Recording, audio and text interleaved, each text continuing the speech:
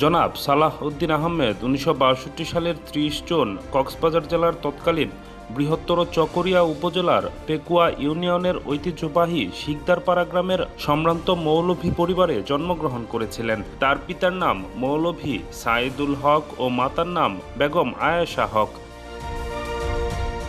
পেকুয়াতে প্রাথমিক পর্যায়ে লেখাপড়া শেষ করে কিশোর সালাহ উদ্দিন আহমেদ পেকুয়া শিলখালী উচ্চ বিদ্যালয় থেকে রেকর্ড সংখ্যক নাম্বার পেয়ে ১৯৭৭ সালে এসএসসি পরীক্ষায় উত্তীর্ণ হয়। চট্টগ্রাম সরকারি কলেজ থেকে ১৯৭৯ সালে কৃতিত্বের সাথে তিনি এইচএসসি পরীক্ষায় উত্তীর্ণ হন।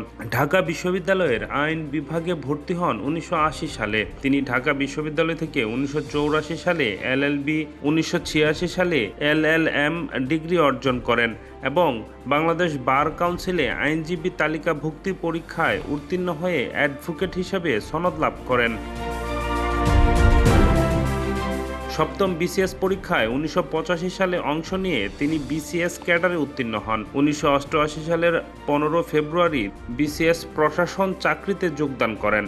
বগুড়া জেলা প্রশাসনের সিনিয়র সহকারী সচিব হিসেবে দায়িত্ব পালনকালে ১৯৯১ সালে তিনি তৎকালীন সরকারের প্রধানমন্ত্রী বেগম খালেদা জিয়ার সহকারী একান্ত সচিব হিসেবে যোগ দেন।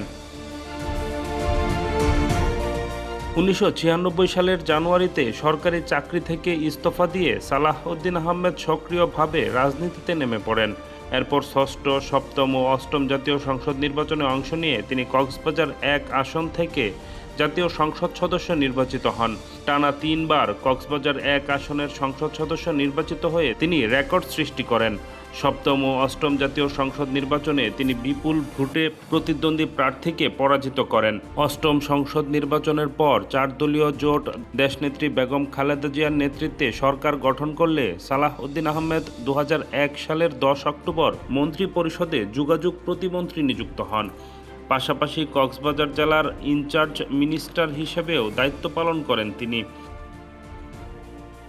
সালাহ উদ্দিন আহমেদই একমাত্র রাজনীতিবিদ যিনি যোগাযোগ প্রতিমন্ত্রী হয়ে স্বাধীনোত্তর কক্সবাজার জেলা থেকে সর্বপ্রথম মন্ত্রী হয়েছেন। সালাহ উদ্দিন আহমেদ ১৯৯৬ সালে প্রথমে কক্সবাজার জেলা বিএনপির আহ্বায়ক এবং পরে দুবার কাউন্সিলের মাধ্যমে কক্সবাজার জেলা বিএনপির সভাপতি নির্বাচিত হন। পরে ২০১০ সালে বিএনপির জাতীয় কাউন্সিলে সালাহ উদ্দিন আহমেদ কেন্দ্রীয় নির্বাহী কমিটির যুগ্ম মহাসচিব নির্বাচিত হন। এরপর তিনি ভারতের মেঘালয়ের শিলং শহরে নির্বাসিত থাকা অবস্থায় বিএনপির সর্বোচ্চ নীতি নির্ধারণী ফোরাম জাতীয় স্থায়ী কমিটির সদস্য নির্বাচিত হন। সর্বশেষ ২০২৬ সালের ১৭ ফেব্রুয়ারি বিএনপি সরকারের স্বরাষ্ট্রমন্ত্রী হিসেবে দায়িত্ব গ্রহণ করেছেন।